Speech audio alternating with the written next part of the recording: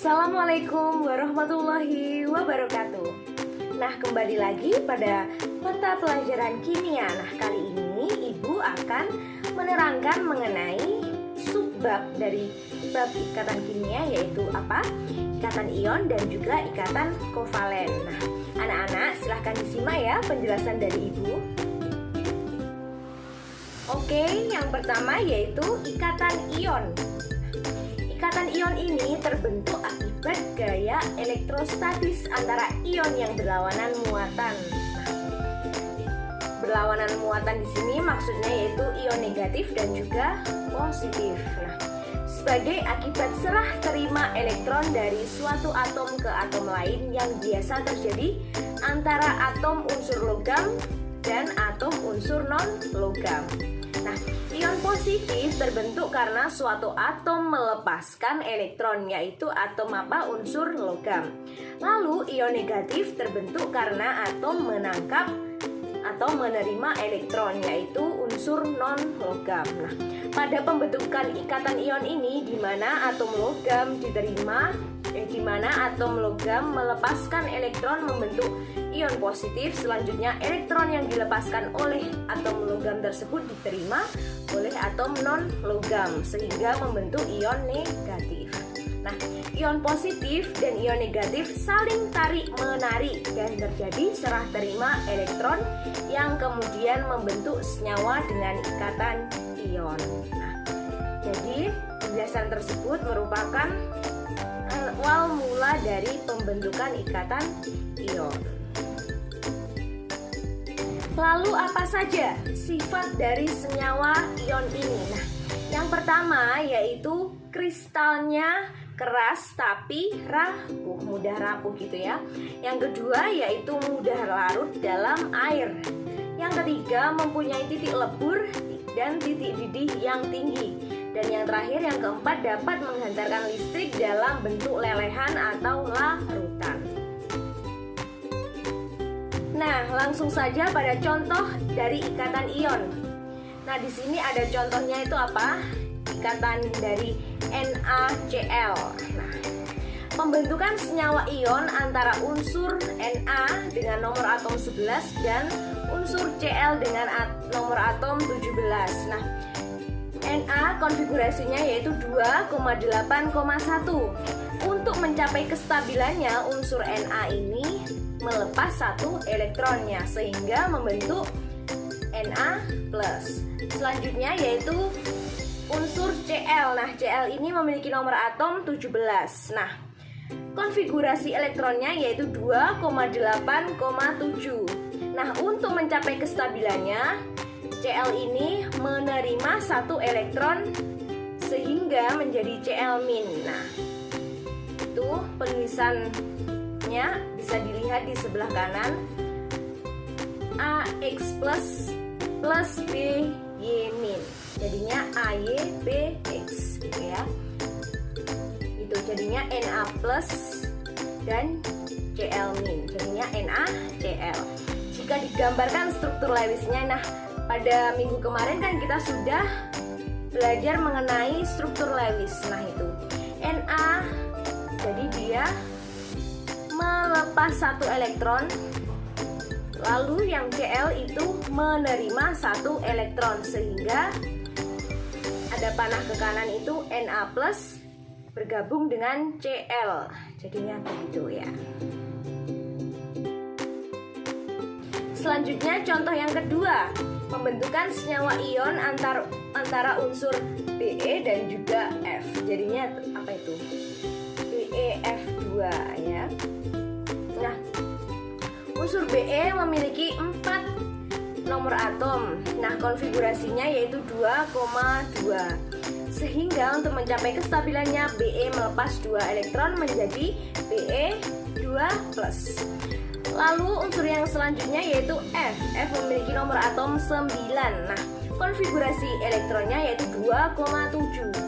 Nah, untuk mencapai kestabilannya, F menerima satu elektron menjadi F-. Nah, itu Be+2 plus F- menjadi BeF2+. 2. Nah, jika digambarkan pada struktur Lewisnya seperti itu bisa dilihat, Be tadi memiliki 2 elektron valensi plus F-nya memiliki 8 elektron valensi. Nah, karena ini ikatan ion jadi terjadi serah terima elektron. Jadi terjadi serah terima elektron antara Be dan juga F. Bisa dilihat ada panah yang ke kanan itu. Nah, membentuk seperti itu ya. Jadi yang biru sama merah itu merupakan contoh dari serah terima elektron yang terjadi pada ikatan ion.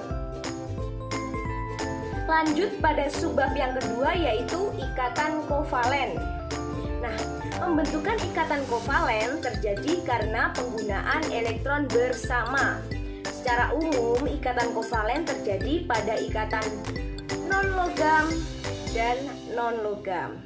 Atom-atom non-logam cenderung menerima elektron yang menyebabkan antar atom non-logam saling bergabung dan membentuk pasangan elektron bersama untuk mencapai keadaan yang stabil. Nah, lalu di sini ada macam-macam dari senyawa kovalen berdasarkan ikatannya. Nah, dibagi menjadi berapa itu? Ada 3 ya, ada ikatan kovalen tunggal, ikatan kovalen rangkap 2, dan ikatan kovalen rangkap 3. Kita bahas pada ikatan kovalen tunggal terlebih dahulu. Nah, ikatan kovalen tunggal ini terjadi karena penggunaan bersama satu pasang. Diingat-ingat ya, jika tunggal itu berarti satu pasang elektron. Nah, ikatan digambarkan dengan satu garis lurus. Nah, contohnya itu ada senyawa HF. Nah, pada HF itu H berikatan dengan salah satu elektron dari F. Nah, kuncinya kalau ikatan kovalen itu yaitu penggunaan elektron secara bersama-sama. Jadi elektron dari H dan F itu berikatan, penggunaan elektron bersama-sama. Nah, kalau ikatan kovalen tunggal berarti dia hanya satu garis lurus. Nah, itu menjadi yang di bawahnya itu H straight garis lurus F. Nah, itu ya bentuk struktur Lewisnya dari ikatan kovalen tunggal. Selanjutnya yaitu ikatan kovalen rangkap 2. Nah, bagaimana terjadinya? Yaitu terjadi karena penggunaan bersama 2 pasang elektron. Kalau ikatan kovalen tunggal tadi satu pasang, kalau ikatan kovalen rangkap ini berarti 2. Nah, ikatan digambarkan dengan 2 garis lurus. Nah, kalau di tunggal tadi cuma satu, kalau di rangkap 2 ini berarti ada 2 garis lurus. Contohnya yaitu pembentukan senyawa pada O2 atau oksigen. Nah, itu bisa dilihat yang dilingkari itu kan ada titik-titik merah ya. Nah, itu kan berarti kan ada 4. Berarti dia 4 elektron itu membentuk 2 pasang elektron. Nah, gambarnya struktur Lewisnya seperti itu. Garis lurusnya ada 2. Selanjutnya yang terakhir yaitu ikatan kovalen rangkap 3. Nah, seperti yang sebelum-sebelumnya, kalau tunggal berarti cuma satu pasang, kalau rangkap 2 berarti ya cuma 2 pasang, kalau rangkap 3 berarti dia 3 pasang elektron. Nah, ikatannya berarti digambarkan dengan berapa? 3 garis lurus. Contohnya dalam pembentukan senyawa N2. Nah, bisa dilihat sendiri ya, itu N berarti ada 3 garis lurus. Nah, itu macam-macam senyawa kovalen berdasarkan ikatannya. Lalu macam-macam senyawa kovalen berdasarkan kepolarannya. Yang tadi berdasarkan ikatannya, yang sekarang berdasarkan kepolarannya. Nah, yang pertama yaitu ikatan kovalen polar. Nah, ikatan kovalen polar itu jika terdiri dari 2 atom yang tidak sejenis. Contohnya HCl, HBr. Nah, jika bentuk molekulnya tidak simetris dan momen dipolnya 0. Lalu ikatan kovalen polar itu jika terdiri dari 3 atau lebih atom, dan atom yang berada di pusat atau tengah itu mempunyai pasangan elektron bebas atau PEB. Jadi Ciri-cirinya itu ada dua atom yang tidak sejenis, lalu momen dipolnya 0, dan atom yang berada di pusat mempunyai pasangan elektron bebas atau PeB. Nah, contohnya itu ada H2O sama NH3. Bisa dilihat sendiri ya, yang dilingkari merah-merah itu merupakan PeB. Jadi dia merupakan atom pusat yang memiliki pasangan elektron bebas karena tidak berikatan dengan atom yang lainnya. Lalu macam-macam yang kedua yaitu ikatan kovalen nonpolar. Kalau yang tadi polar, sekarang nonpolar. Nah, kovalen nonpolar ini jika terdiri dari dua atom yang sejenis. Tadi tidak sejenis, sekarang sejenis. Contohnya ada H2, N2, O2, Cl2 dan lain-lain. Lalu bentuk molekulnya asimetris dan momen dipolnya 0. Nah, lalu terdiri dari 3 atau lebih atom, dan atom yang berada di pusat atau tengah itu tidak mempunyai pasangan elektron bebas. Kalau di kovalen polar tadi mempunyai, kalau di kovalen nonpolar tidak mempunyai. Oke, bisa dilihat contohnya itu ada CH4 dan juga SF6. Nah, itu kan bisa dilihat dia tidak mempunyai PeB atau pasangan elektron bebas.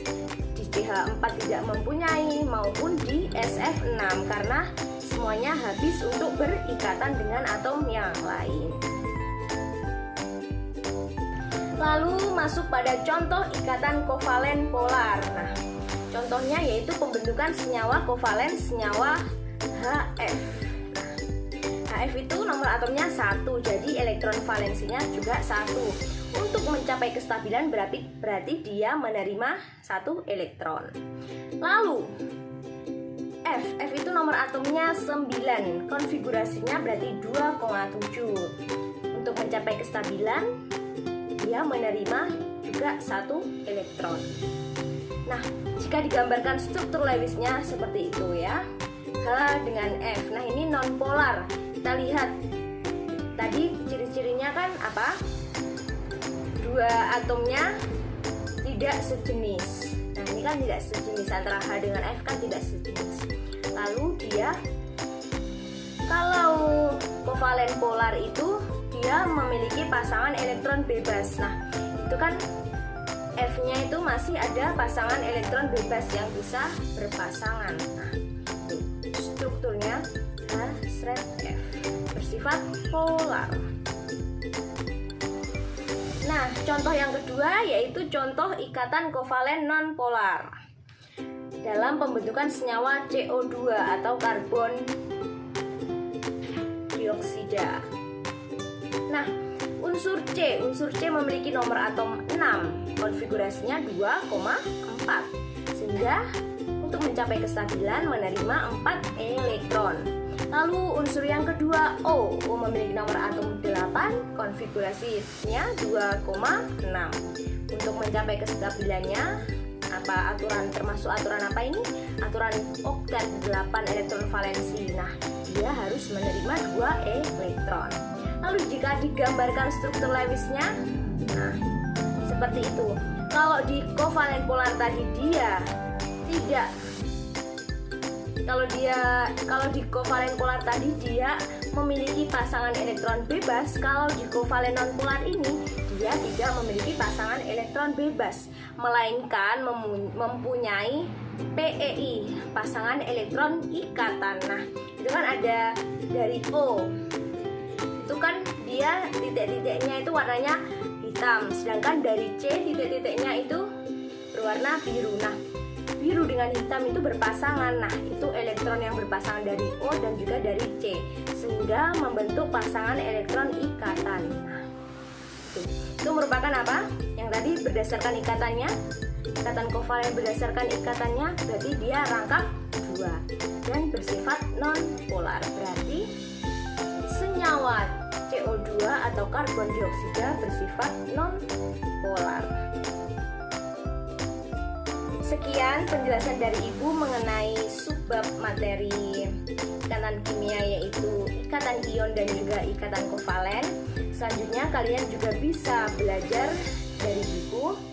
Nah, sekian dari Ibu. Apabila ada salah kata, Ibu mohon maaf yang sebesar-besarnya. Wassalamualaikum warahmatullahi wabarakatuh. Kalian jangan lupa belajar dan tetap semangat.